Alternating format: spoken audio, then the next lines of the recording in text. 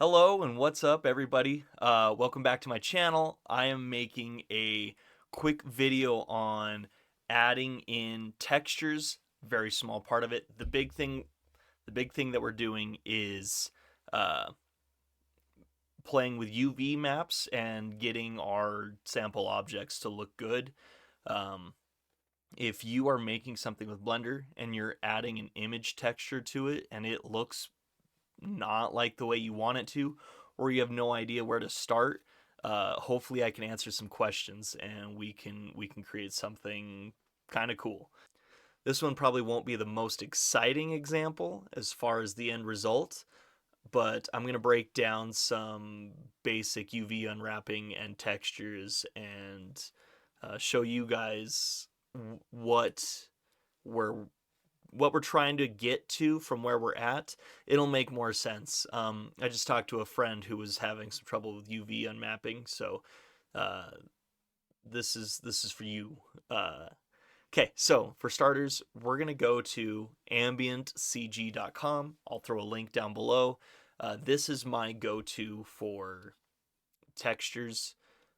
They have just a lot of super high definition basic textures. All right, we're going to start off with something simple like a metal.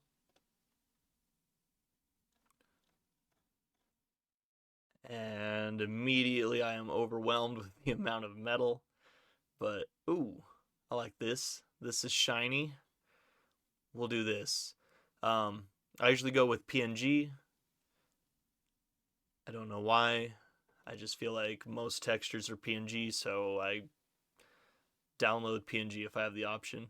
We're going to extract all, and let's see, I should just have a textures folder. There we go. Let's go ahead and apply it to our cube.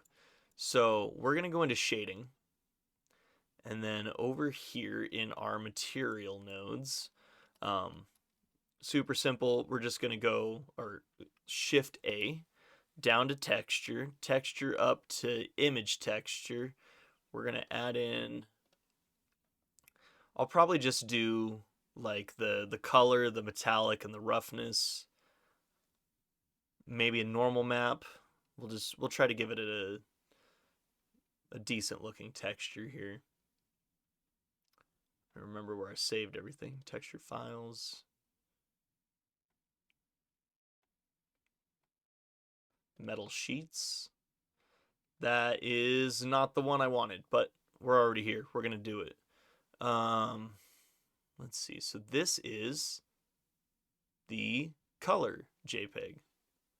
Right after I told you guys to download PNG, I'm gonna add a JPEG because I'm bad at my own rules. So yeah, we've got that. Shift A, texture, image texture. And then I'm gonna do the metallic. Down here in the recent, that makes that so much easier. Occlusion, metalness. Add in the metalness. Ooh, metal. I often don't add the metal. Sometimes I just mess with the scalable bar there, and it does good. But since I have it and I'm showing you guys how to do it right, we're gonna do it right. We're gonna do another image texture, metal sheets, find the roughness, plug it into the roughness. Definitely starting to look pretty metal. And then yeah, let's do one of the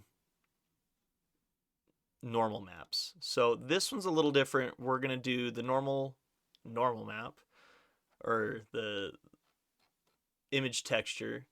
We're gonna go click our normal, open, and now this one won't just work in the normal. It's got some problems. I mean, it did something, but whoa. Okay. What we're gonna add in is a normal map. Put that here. throw our color into the normal map, and then the normal map output into the normal. And now we get a truer version of that material. I think it looks pretty good, but I don't like how large the metal plates are on it. I would like to display them a bit better. And while I'm at it, I'm going to pretend that I am modeling with this cube. Let's turn it into a box. We're going to scale it in the Z. We are going to select this face and hit I and create a smaller face. And then, no, let's not extrude that. Let's extrude these. And now we've got a box. And then what if our box had a couple posts sticking out of it? There we go.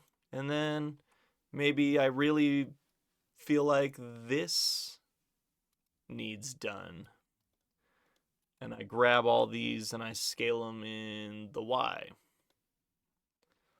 Then I grab these two and I move them in the Y. And then I change my mind on where I want the bottom to be and I move that up. Cool.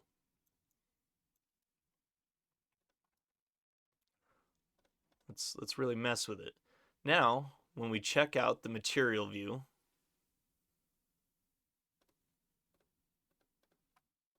oh my gosh, world opacity.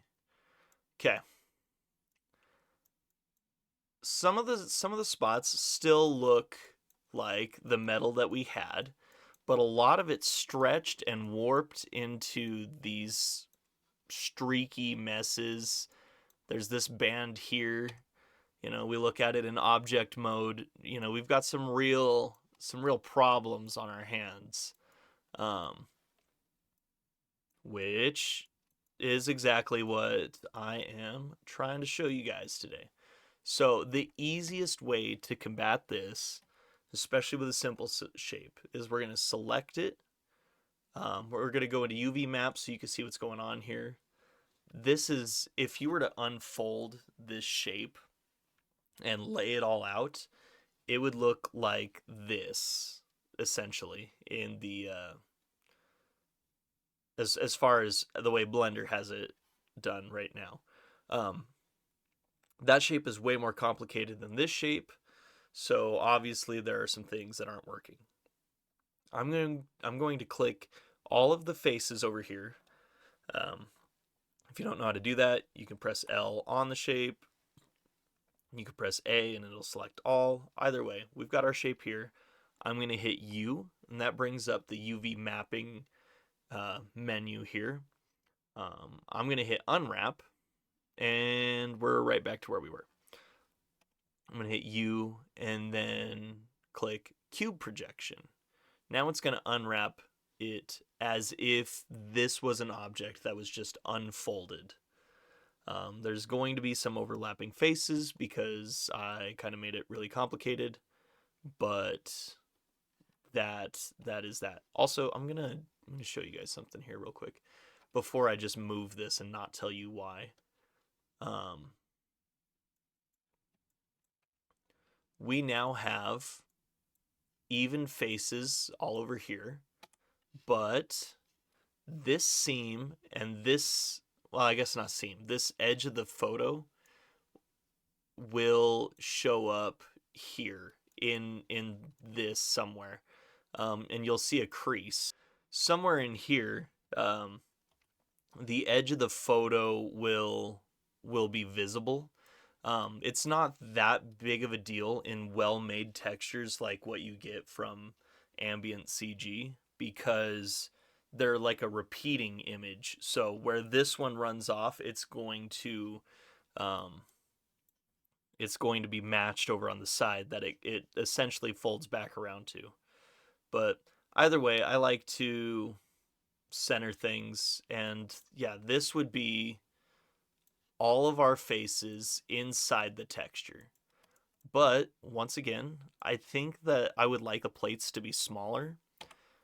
So what we're going to do is we're going to come back over here to this side of the window. And what is this called? Editor type, the UV editor. I'm going to hit S to scale, and we're going to bring it out. And that repeating pattern will make those plates appear smaller on our surface. And now we have this shape with a pretty decent material unwrap on it. Just for fun, I am going to screw this up by editing this and by moving vertices around. As far as the UV the UV editor is concerned, nothing changes. The vertices will still be where they are over here. So by moving vertices over here, you'll get distortion. Likewise, if you move vertices over here that don't move on the other side, let me find, you will get mapping distortion instead of shape distortion. So you just got to make sure that you're unwrapping your objects in the best way possible for what you're doing. Cube projection is my go-to. Cylinder projection, I'm not going to lie, even on cylinders, I'm not a huge fan of it. It creates these crazy shapes over here. And then sphere projection is tricky to get to work right, but if you're unwrapping a sphere, it is a good one. There's also smart UV project, and it's got a lot of settings that you can tweak, but once again, I'm trying to keep this short. I'm already at 15 minutes in my my raw footage, so yeah, we're taking too long. But smart UV unwrap is also great. It takes all of the shapes and puts them in an organized way. You're not going to get as smooth of corners, but out of complex shapes, smart UV unwrapping is great. And yeah, so as far as a basic UV texturing tutorial, hopefully this provided you guys with some answers. And yeah, we can create some better objects. If this was valuable to you at all, a like really helps me know that it's worth making more content like this. And then if you have further questions, and on this one, I wouldn't be surprised, there's so much more to it. Comment down below what you guys would like to know, and I'd be more than happy to go into further explanation on things. All right, catch you on the next one. We'll see you later.